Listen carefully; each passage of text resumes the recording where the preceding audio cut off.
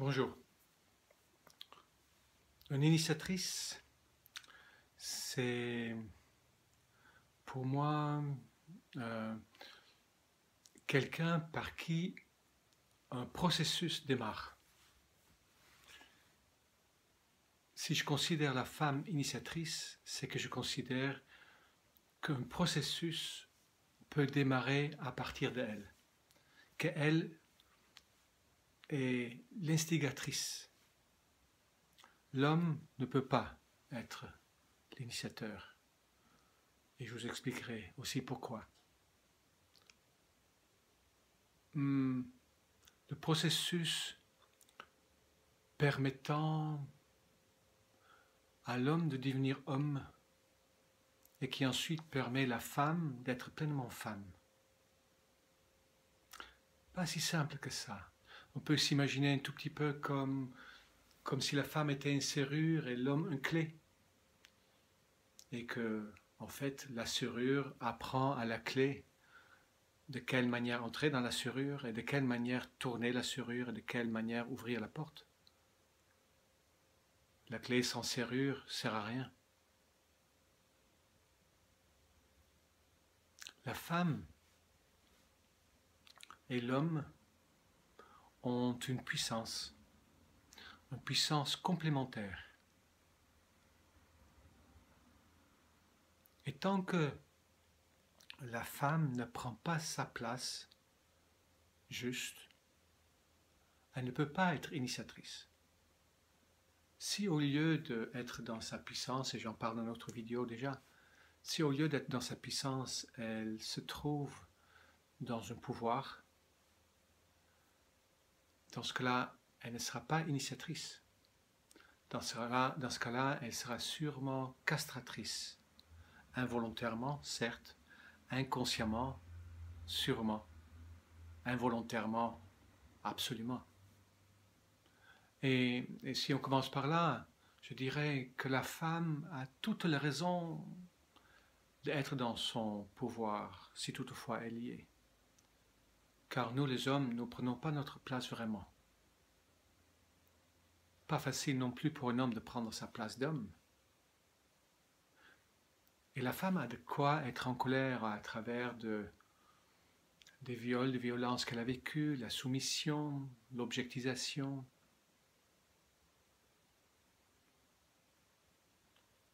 Et par-dessus tout, le fait que l'homme ne sait pas l'aimer à sa juste mesure. Plein de raisons, et d'autres encore, qui font que, à mon avis, la femme, de manière générale, est de manière justifiée dans une revendication, une colère, forme d'injustice, dans laquelle elle n'a pas du tout envie de laisser sa place ou d'envie d'essayer d'offrir quoi que ce soit. Pour qu'elle puisse être initiatrice, il est donc primordial d'abord qu'elle comprenne quelle est sa véritable puissance. J'explique ailleurs qu'en effet, de mon point de vue, parce que tout ce que je dis ne m'engage que moi, qu'aujourd'hui, la plupart des femmes se trouvent en fait dans le même territoire de l'homme. On a chacun un territoire. Et l'homme est dans son territoire et la femme, en cherchant sa puissance, en absence d'enseignement ancestral, elle se trouvait, je dirais, par mimétisme, dans le même territoire de l'homme, dans le même territoire de pouvoir de l'homme. Et ces deux, dans le même territoire, ça crée un conflit que, de mon point de vue, la femme gagne, puisque tous les hommes ont un jour obéi à leur mère, et nous avons l'habitude, nous les hommes, d'obéir, puisque nous avons perdu le contact avec notre véritable besoin. Donc d'abord, il faut que la femme comprenne que sa puissance n'est pas une puissance de vecteur. Ça ne veut pas dire qu'elle n'a pas le droit d'agir, d'être dans son yang, mais sa facilité, c'est d'être une coupe. L'homme est un vecteur. Le positif, le yang, l'action, la lumière, et il n'y a rien de connotation, comment dire, plus beau, par rapport à ce qu'est la femme. Mais la femme, c'est la lune, comment dire, le négatif, le yin, l'accueil, le réceptacle, la structure. La femme, c'est la coupe, c'est celle qui reçoit, c'est la facilité.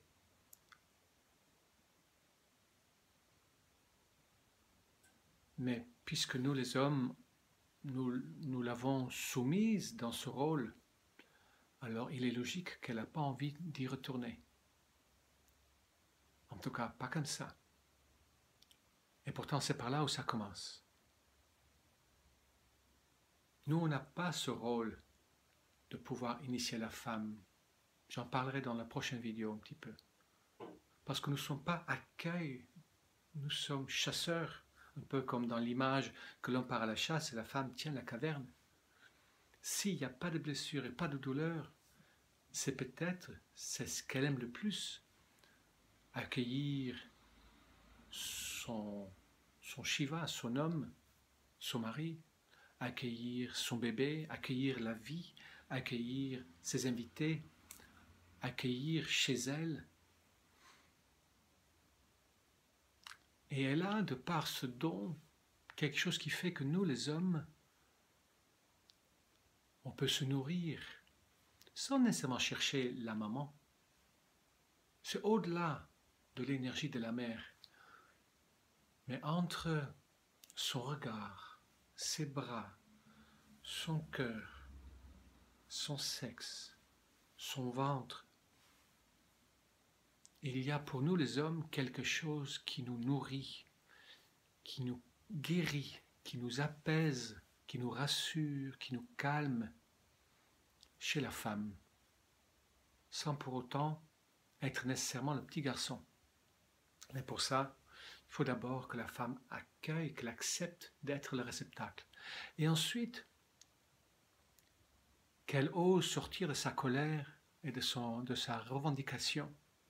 Qu'elle ose redonner à l'homme sa place et qu'elle recule doucement vers la sienne. Et qu'elle comprenne que si elle y arrive,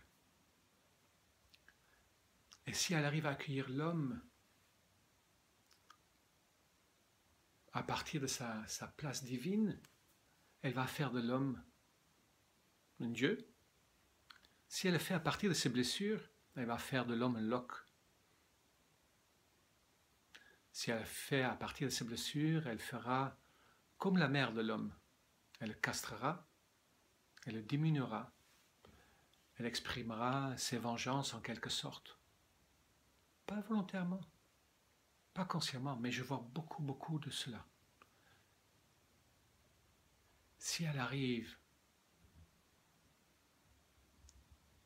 à dépasser ses blessures en faisant tout un travail sur elle, justement sur ses blessures et sur sa véritable puissance, si avec ses sœurs, parce que les mères ne transmettent plus en fait cette sagesse puisque nos enseignantes, on les a tous brûlées au Moyen-Âge, mais si elle arrive à trouver avec ses sœurs des bribes de l'ancienne connaissance qui ne valident pas l'Amazone ou le féministe en elle, mais la douceur de l'accueil qui cherche son frère, son amant, son homme, et qu'elle utilise cette sagesse pour nourrir quelque chose qui n'attend qu'à être nourri. Dans ce cas, tout doucement, elle va faire de nous de vrais hommes, et j'en connais très peu.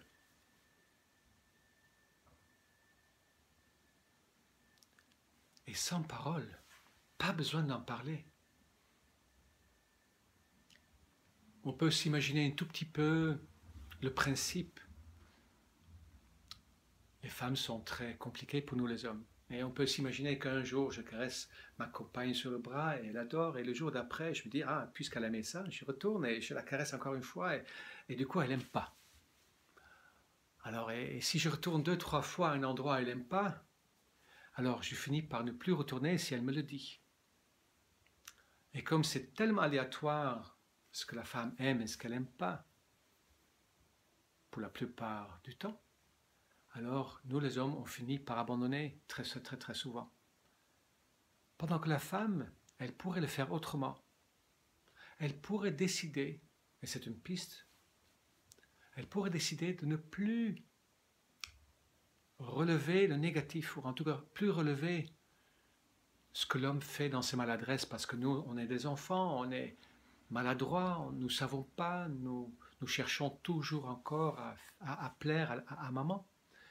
Mais si elle arrête de relever ce qui ne va pas, et si effectivement la caresse, elle est trop dure, ou trop douce, ou pas au bon endroit, il suffit juste qu'elle ne dise rien.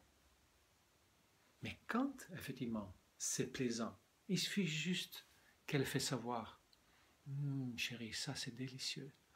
Qu'est-ce que j'aime ça ?» ou juste « Et automatiquement, l'homme, il va automatiquement aller vers cet endroit où ça lui plaît. Et là, je parle sur le plan physique, mais ça peut être aussi sur le plan de comportement. Et dans ce cas-là, il y a une forme d'éducation qui se fait subtile.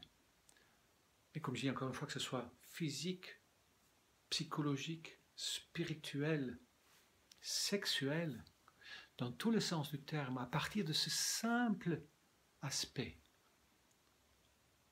la femme a un outil très puissant qui permet l'homme de retrouver sa confiance en soi et qui donne à nouveau envie d'évoluer. Mais pour ça, il va falloir que femme accueille l'homme exactement comme il est, dans ses maladresses, dans son enfantillage, dans son état brut, peut-être même dans son état un peu violent, revendicateur, bête, primaire. Et une fois qu'elle y est, tout doucement, par ce simple mécanisme, elle peut l'amener n'importe où.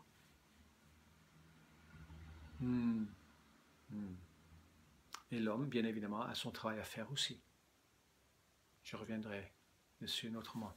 Voilà, c'est ce que j'avais envie de partager avec vous ce matin. La femme initiatrice. Toutes les femmes sont initiatrices, au moins de leur propre partenaire. Et certaines femmes le sont de plusieurs partenaires, de plusieurs hommes. C'est très beau aussi. Je vous souhaite une très belle journée et à très bientôt. Au revoir.